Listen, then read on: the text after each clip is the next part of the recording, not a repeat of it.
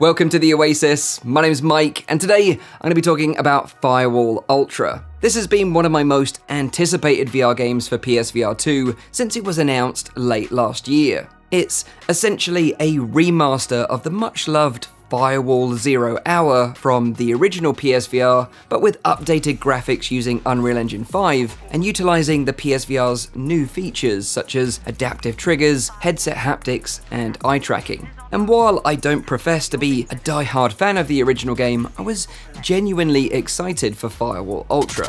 The game launched just a few days ago for $40 US, 35 British pounds, and after putting around 9 hours into the game, I'm sad to report that the game is a bit of a mess right now. In this video, I'll go over what I like, what I don't like, along with answering the important question: is this game worth buying right now? So let's kick this off, starting with the basics. At launch, Firewall Ultra features 8 maps, 6 contractors, and 2 game modes. These 2 game modes are called Contracts and Exfil, both of which can be played in public or private matches. However, you'll only earn XP in public matches. Contracts is a 4v4 PvP mode where one team is tasked with finding and hacking a laptop, while the other team has to defend it. The matches are played in a best of 3 rounds format. Exfil is a 4-player co-op mode where you have to work together to hack 3 laptops while fighting against some pretty challenging AI.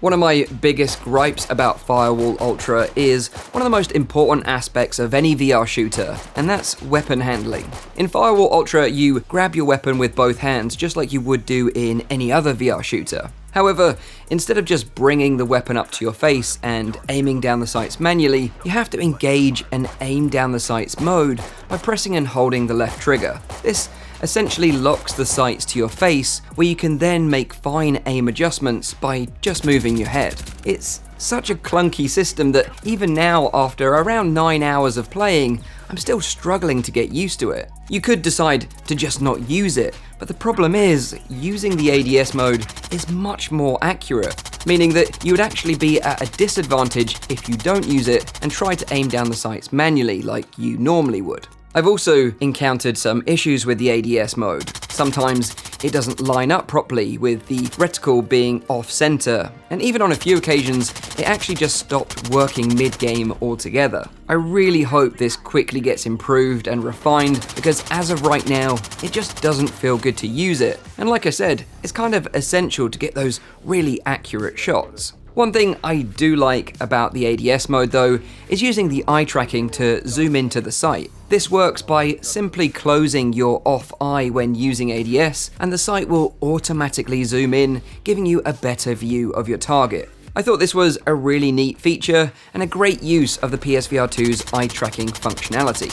Whilst on the subject of eye tracking, it's used a lot in Firewall Ultra, particularly for navigating around all the game's menus and using the equipment selection wheel whilst playing a match. Unfortunately, when you're in a multiplayer lobby with a bunch of other players, you won't see their eye tracking being used when interacting with your teammates, which would have been a really nice touch to kind of wink to them or see them blinking in real time. But that's unfortunately not the case. With that said though, Firewall Ultra does have one of the coolest uses of eye tracking I've ever seen in a VR game before. And that's that you can simply close your eyes to prevent being stunned by an enemy flashbang. This worked really well in practice, and I thought it was a really clever feature. But unfortunately, this brings me on to my next gripe, which is about the lack of physical interactions in the game. For me personally, part of the joy of VR is being able to interact with the environment in virtual worlds and having one-to-one control over my virtual body. But Firewall Ultra strips all that away, which, in my opinion, reduces the fun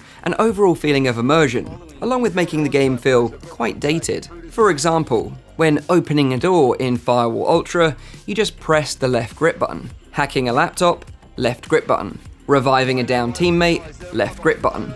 Picking up ammo, left grip button. I mean, This could go on, but you get the idea. None of these interactions make you feel like you're actually in control of your virtual body. It actually feels more like playing a flat traditional first-person shooter with a gamepad, but you just happen to have a VR headset on.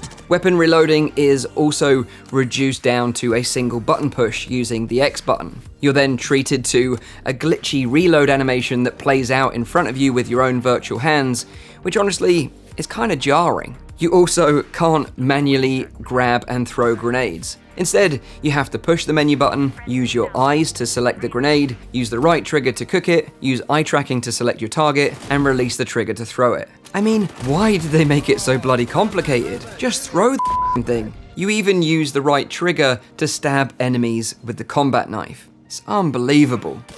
Moving on to a more positive point though, Firewall Ultra is a great looking VR game. There is no question that the real highlight of this sequel is the graphical update utilizing the Unreal Engine 5. The maps are highly polished with a lot of detail, and as most of the maps take place at night, you get to see all the fantastic lighting in the game, which really helps bring the world to life. With most of the maps being so dark, it gives you the choice on how you want to play. Do you stay in the shadows and sacrifice not being able to see targets clearly? Or do you use a torch to light your way but risk easily being spotted by your opponents? I love that you can play tactically based on the environment that you're in. It's just such a shame that this great looking game looks pretty terrible on the PS5 social screen output, which would explain why the gameplay trailers on the lead up to launch looked so bad. I do appreciate that First Contact Entertainment probably have no control over this, and this is more of a PlayStation platform issue that hopefully gets resolved in the future.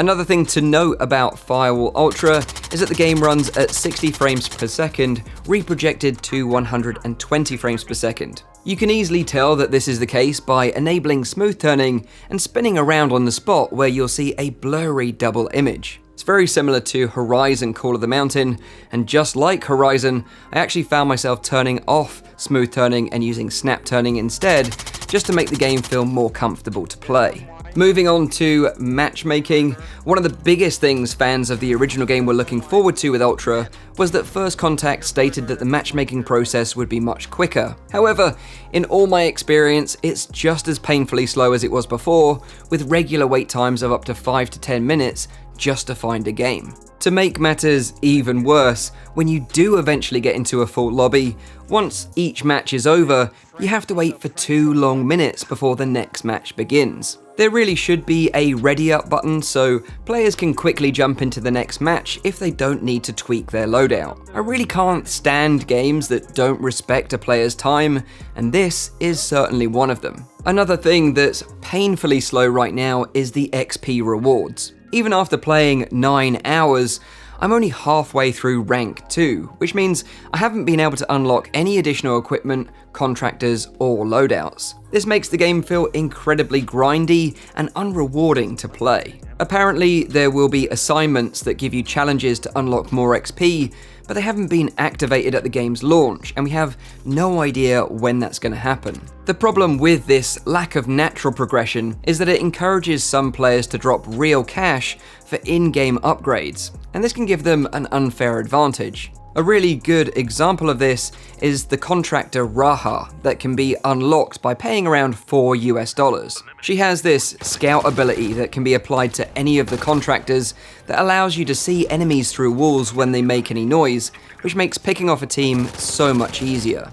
It's essentially a paid wall hack, which should be nerfed in my opinion. The First Contact team will no doubt be listening to all this critical feedback from the community and implementing updates over the coming months, but this community engagement should have started a long time ago with a free, public, or private beta. The community would have instantly told them all this feedback months ago, which in turn would have made this launch much smoother. The problem is now that players are essentially beta testing the game, but also having to pay full price for the privilege, which to me just doesn't seem fair. So, in conclusion, I've had some good times with Firewall Ultra in the 9 hours that I've put into it. I really enjoy the slow, tactical nature of the game. Shootouts can be super intense, and getting that clutch win is an amazing feeling. Also, despite being a game that relies heavily on team communication, I've not encountered a single squeaker in the game. It seems that Ultra has a much more mature player base, and I've regularly encountered really cool people who genuinely want to work together, which is really refreshing for a VR multiplayer game. But the janky ADS system, the lack of VR interactions, the unintuitive menus, missing features, slow matchmaking, bugs, and painfully grindy XP rewards means that I just can't recommend the game in its current state, especially as we've had no clear communication from the First Contact team about when these issues are going to be resolved. You know, the thing is, this isn't just a bad situation for First Contact Entertainment, this is also a bad situation for Sony. Firewall Ultra is a big game for the PSVR 2, so when it releases in a poor state like this, it hurts the platform more than they could possibly realise. I really do hope that the game gets improved quickly, because behind all these issues, there is a great game at its core. I just worry that the community might not have the patience to wait for it.